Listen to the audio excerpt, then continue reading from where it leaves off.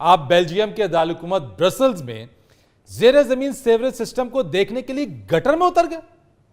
Yes, देखो किसी भी चीज को समझने के लिए उसके अंदर उतरना पड़ता है। अच्छा। वो बिल्कुल मैं उतरा, बल्कि मैं तो उठे जो थले उतरे हाँ। तो मेरे ज़हन में ये भी आया कि जेडे पाकिस्तान दे विच गटरां दे ढक्कन चोरी होंदे ने, थल्लियों कोई ऐसा शिकंजा बनावा कि जेड़ा नशई गटर दा ढक्कन चुकन लगे, शिकंजा उन्होंने भी नाल थले खींच ले।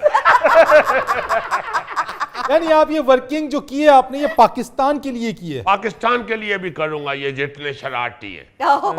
बाकी चीजें जो है वो भी देखने के लिए नीचे उतरा। जाहिर है वो मैं अपनी नॉलेज के लिए नीचे उतरा था, और कोई मेरे मुतल्लक ये मशहूर नहीं कि बांस बड़ा अच्छा फेरदा है या मैनू अमरीका डका कड्डन वाला पाई नहीं कहते।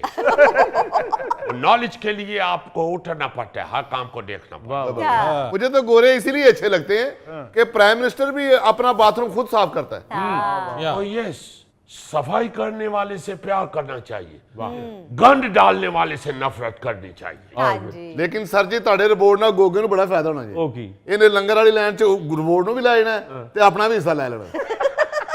ਯਾਰ ਮੈਨੂੰ ਕੱਲੇ ਨੂੰ ਫਾਇਦਾ ਹੋਣਾ, ਗੌਰੀ ਸਾਹਿਬ ਤੁਹਾਨੂੰ ਵੀ ਤੇ ਫਾਇਦਾ ਹੋਣਾ ਹੀ ਹੈ। ਯਾਰ ਮੈਨੂੰ ਕੋਈ ਫਾਇਦਾ ਹੋਣਾ ਉਹ ਰਿਪੋਰਟ ਦਾ, ਉਹਨੇ ਕਿਹੜਾ ਵੱਡਾ ਵਾਜਾ ਵਜਾ ਲੈਣਾ। गौरी साहब वैसे आप उससे ये काम भी ले सकते हैं।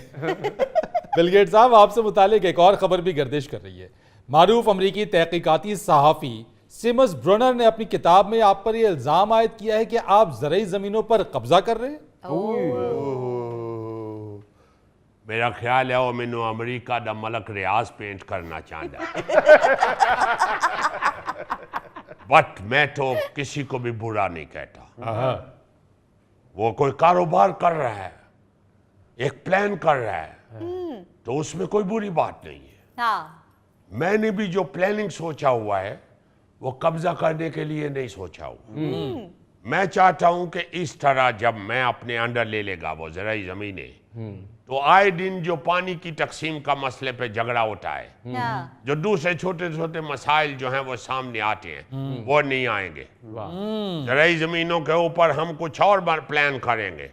उन छोटे किसानों को कहूंगा कि चलो यह वाला काम शुरू करो, छो एक दूजे ने कुहाड़ियां मारनियां। हर दूजे दिन सूरी देते कि फलाने ने फलाने दी वखी च कई मार दी, फलाने ने फलाने दे मोढे दे उते डंडा कट मारिया।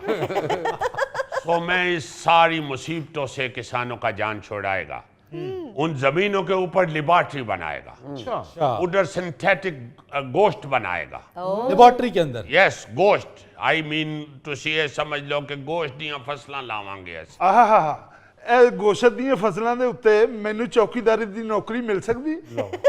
गोश्त उगाना है, गोश्त मुकाना नहीं। नाज़रीन, यहाँ पर वक्त हुआ है एक ब्रेक का, हमारे साथ रहिए। चौधरी साहब अगर आप उर्दू में बताएं तो बहुत अच्छा लगेगा। मैं उर्दू में बता देता हूँ, मगर तुम्हारे मुंह उर्दू कितना बुरा लगा है।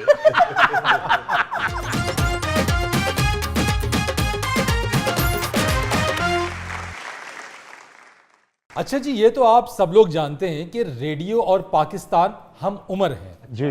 14 अगस्त 1947 को जब ठीक रात 12 बजे रेडियो पाकिस्तान ने आज़ादी की खबर के साथ अपने सफ़र का आगाज़ किया, तो उस मौके पर जो अहम शख्सियात मौजूद थी उस वक्त, उनमें एक नाम चौधरी निज़ामुद्दीन साहब का था। वाह। और चौधरी निज़ामुद्दीन साहब और रेडियो पाकिस्तान एक दूसरे की पहचान थे। वाह वाह वाह जी। फरीद साहब, पूरे पाकिस्तान को एक ही नाम याद होता था, निज़ामुद्दीन साहब।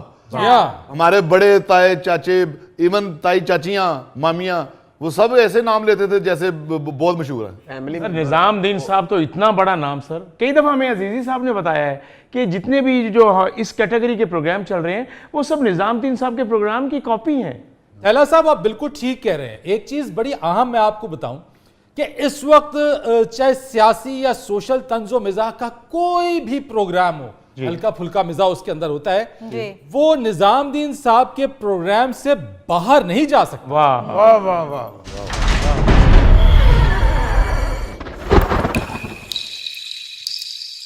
बिस्मिल्लाह। लो जी, निज़ामुद्दीन साहब की रूह तशरीफ लाई है। अस्सलाम वालेकुम चौधरी साहब। वालेकुम सलाम जी, खैरियत है जनाब। सर तशरीफ रखिए। ਚੌਧਰੀ ਸਾਹਿਬ ਤੁਹਾਡੀ ਹੀ ਗੱਲ ਕਰ ਰਹੇ ਸਾਂ। ਮਿਹਰਬਾਨੀ ਜਨਾਬ, ਮਿਹਰਬਾਨੀ। ਮੈਂ ਆਨਾ ਜੀ ਇਹ ਕੁਦਰਤੀ ਟੈਲੀਫੋਨ ਹੁੰਦਾ ਏ।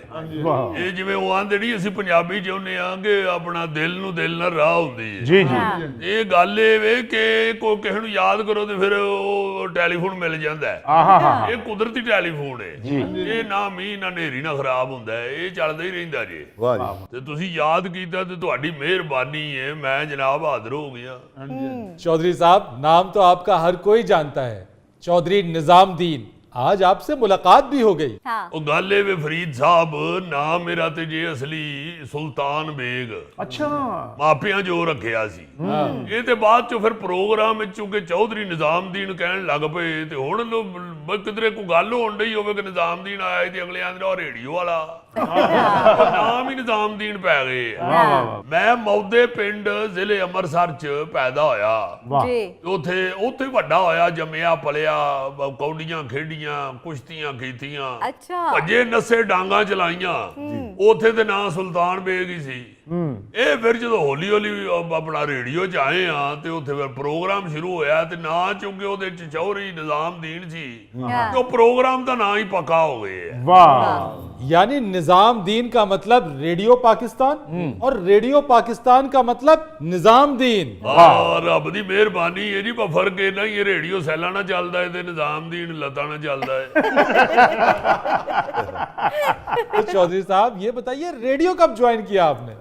ਗੱਲ ਇੰਝ ਸ਼ੁਰੂ ਹੁੰਦੀ ਹੈ ਫਰੀਦ ਸਾਹਿਬ ਕਿ ਮੈਂ ਅਟਾਰੀ ਹਾਈ ਸਕੂਲ ਤੋਂ 10ਵੀਂ ਪਾਸ ਕੀਤੀ। वाह ਉਹਦੇ ਬਾਅਦ ਖਾਲਸਾ ਕਾਲਜ ਅੰਮ੍ਰਿਤਸਰ ਤੋਂ ਮੈਂ ਐਫਏ ਕੀਤਾ। वाह ਪੜਿਆ ਉਂਝ ਮੈਂ ਡਾਂਗ ਸੋਟੇ ਨਾਲ ਹੀ। ਫਿਰ ਨੌਕਰੀ ਵਾਸਤੇ ਭੱਜਣਾ ਸ਼ੁਰੂ ਕਰ ਲਈ ਤੇ ਉਸ ਲਈ ਨੌਕਰੀ ਬੜੀ ਮੁਸ਼ਕਲ ਮਿਲਦੀ ਸੀ ਤੇ ਮੈਂ ਦਿੱਲੀ ਟੁਰ ਗਿਆ। ਦਿੱਲੀ ਮੇਰੇ ਬਾਬਾ ਜੀ ਹੁੰਦੇ ਹਨ, ਉਹ ਐਸਪੀ ਸਨ।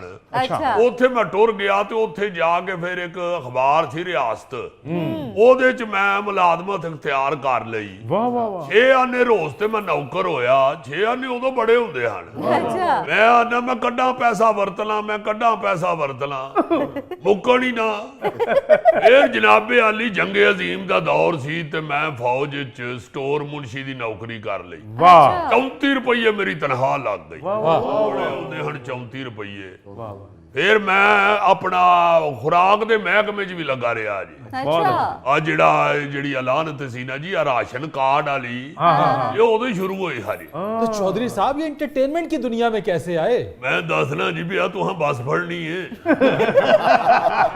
ਮੈਂ ਜਨਾਬ ਇਹ ਜਿਹੜਾ ਮੇਰਾ ਰੇਡੀਓ ਤੇ ਆਉਣ ਵਾਲਾ ਤੇ ਆ ਇੰਟਰਟੇਨਮੈਂਟ ਤੇ ਆਉਣ ਵਾਲਾ ਜਿਹੜਾ ਕੰਮ ਏ, ਇਹਦਾ ਸਿਹਰਾ ਜਾਂਦਾ ਜੀ ਓਮ ਪ੍ਰਕਾਸ਼ ਸਾਹਿਬ ਦੇ ਸਿਰ। वाह वाह वाह, बहुत बड़े फनकार हुए हैं ओम प्रकाश ਆ साहब। ਜੀ ਆ ਬੜੇ ਵੱਡੇ ਆਦਮੀ ਹੋਏ ਨੇ। ਓਮ ਪ੍ਰਕਾਸ਼ ਬੜਾ ਨਾਂ ਸੀ ਜੀ ਉਹਨਾਂ ਦਾ। हाँ, उन्होंने टाइटल फिल्म भी बनी है, बुड्ढा मिल गया। ਮੈਨੂੰ ਉਹਨਾਂ ਨੇ ਮਿਲਾਇਆ ਜੀ। ਸਾਡੇ ਪਾਕਿਸਤਾਨੀ ਬੜੇ ਅੱਛੇ ਅਦਾਕਾਰ ਤੇ ਲਿਖਾਰੀ ਹੋਏ ਨੇ, शेख इकबाल साहब, उन्होंने बुलाया उन्होंने मैनू। चौधरी साहब अगर आप उर्दू में बताएं तो बहुत अच्छा लगेगा। मैं उर्दू में बता देता हूँ, मगर तुहाडे मुंह उर्दू कितना बुरा लगा है। ओ जनाब, मैं ओम प्रकाश साहब ने शेख इकबाल साहब से मिलाया और शेख इकबाल साहब जो थे